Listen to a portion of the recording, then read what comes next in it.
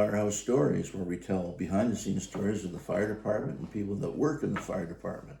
My name is Bob, and this is Doug, and we have a real special treat today. We've got Sue here. Now, Sue was from the communications division, so basically we were the guys that truly relied on you to give us correct information. And my goodness, they did it all. You really did, you know. Like, I know one thing for sure. I was always amazed at how accurate you guys were and how you could trust what you said. You know, I can't even remember them being wrong. Can you, Doug? Oh yeah. Oh yeah, we were wrong lots of times. I know. It's all about the recovery. That's it's about the recovery for sure. Yeah. But Sue, you know, we've been telling Firehouse Stories, but it's been from a suppression standpoint. You know, everybody's been on has been a firefighter, and we thought it was about time that we get something from the communications. And in London, it was pretty cool because our communications was situated right on the second floor central. So you know, we were within easy access of each other. You just open up a door and holler pretty well, right? Pretty much. That's old Central. Yeah, the old not central. new No, the new one headquarters, it's a lot different. Yes, yeah. it was. Yeah. But the old one, and so you know, we started. I mean, you guys became one of the boys. Yeah, we did. Although Some of the pranks that we were involved in, yeah, for sure. Well, you know, we tried to go easy on you on pranks because we knew that you had to focus on what you were doing, and we didn't want to get you off your game. But we did like the ghost prank. We like to keep them involved, Bob. Yeah, we wanted to make Yeah, sure well, I'm telling you. that we like them, you know. He's part of the family. Oh, yeah, the ghost story. Yeah. Oh, geez. I know for the longest time we didn't believe you guys. It's like, you guys, come on. So Now- so this is when we had one guy that would bring a Mr. Microphone in the middle of the night. He'd go, and there'd be this weird voice that would permeate through the dorm. You couldn't tell where it's from. Mm-hmm. And we got to a point, and we told the story before, but we got to the point where we thought it might be other people. So we had, you know, these guys. You guys were checking your radios, and we were sliding down the poles, checking the doors. Oh, we're sending people down, like way down to the basement. Is somebody, In you know, pairs. and pairs, Yeah, yes, because no you one can't- trusted anyone. Exactly. Jeez. Yeah, we got to catch the arsehole that's doing this, right? Yes. But anyway, sorry to interrupt, Sue. Well, no, it's okay. And I want to say that I truly believe there was a ghost at Old Oh, Central. definitely was. right, After so because- long, right? Well, I mean, not the joke ghost, but I remember in our comm center was so small that every once in a while you could hear like footsteps coming up the back stairs. Mm-hmm. So we would always have the door closed after, say, 11 o'clock at night. Mm-hmm. We would close the door. Yep. And then we had like where our, I don't think it was like our sink and our little refrigerator and a microwave. And it was over the stairs. And we could swear sometimes if you were in there, you would hear like footsteps coming up the stairs. But it sounded like somebody in hard soul. So I'm thinking like old time firefighter. Remember the old... Yeah. The old shoes? Yeah, exactly. And then you'd run and look out the door. No one there. No one there. No one there. It Yes. was that clear that It you was thought there that was clear, and then usually within 20 minutes we'd be sending out an alarm. Just so you know, that's the comm center back in the day. Well, you know, it's interesting. I would never say this before. I haven't, but you know, I worked at Central quite a bit, and I can remember, you know, maybe half a dozen times where, you know, you're going in to take the guy's coat in the turn of the shift, or you're going down. They had a workbench down there. Like down in the basement, yes. And it would just get cold, and I'd get the hair on the back of my neck. I don't know if it ever happened to you, Doug, but you know. Remember where the rowing machine was down I there? had no hair on the back of my neck. Not on the top of your head either. But all those coats just hang in there. Yeah. Oh, Oh geez. yeah, sure. A lot of history there. A lot of history there. A lot of history. But back to the ghost story. You were there. I was You there. were a witness, and you started to believe. Well, I don't know, because we never heard it.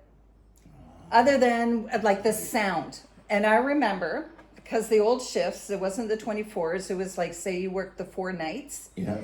So the first night we said, okay, And I remember it was you. It was your squad. Comms worked with different squads, Yeah, right? But yeah. we were on a night shift with your The squad. ghost was only happening on C Squad. I know, right? So I'm thinking, okay, come on. Like, or we don't hear it.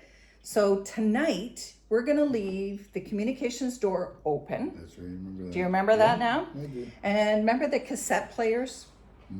So I said, we're going to play to see if we can hear this sound. Cassette player for the young people out there in the audience. They're a recorder. They're a recorder, Yeah, right? with the tape. We were going to record to see if we could catch this ghost. Yeah. All Right? night, so you recorded all night? Yes. Okay. So, of course, there was no ghost. So we're saying, okay, so the next morning we're saying there's no ghost. And I don't know if you said or somebody else on the squad, well, the ghost probably knows that we were trying to record it, so it wasn't going to appear. Yeah. Sure. Right? It didn't come every night either. No. But it was like, I mean, it was to the point where, okay, come on, we got to get this We thing. gotta find this Yeah. thing. Yeah. So we then come back the next night and we're going to leave it open again because you guys are said leave the door open. Yep. Yep. So it had to be 1 or 2 in the morning. It was quiet. It was a quiet shift, and it was me and another person and working. And you, like you to describe describe the room. Okay, so it was a small room. Yeah. Because it was just you walk in and then there was the supervisor, his office. Right across And the door. Yeah. right across from the door, and we were kind of tucked. The consoles were tucked. It wasn't computer-aided dispatch at that time, right? So it's all pen and paper, but you still had the phones and the radio system. But you had a big wall in front of you with the screens on, but on the back of the wall it was facing out into the room, right? So you couldn't see into the room, could you? No, not maybe one person if they kind of moved. Yeah, But normally you're looking at screens there, right? No, So- it wasn't screens at that time. It was Wasn't just it? radio Just equipment. radio Yeah, stuff? just radio Yeah, stuff. okay. Yeah. So they talked us into keeping the door open. It was around 1 or 2 in the morning, and that noise. What was that one? Oh. Yeah, It was- Oh. And I'm like, to the person I'm working with, I said, did you hear that?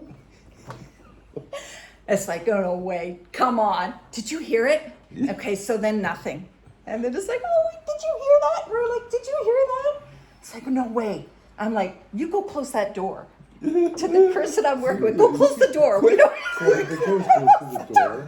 go close the door. The ghost can go through the door. Yeah, but we never had heard this Yeah, before. yeah. So we're going, I'm Close the like, door, so don't we're hear like, it did you again. hear it? Did you hear that?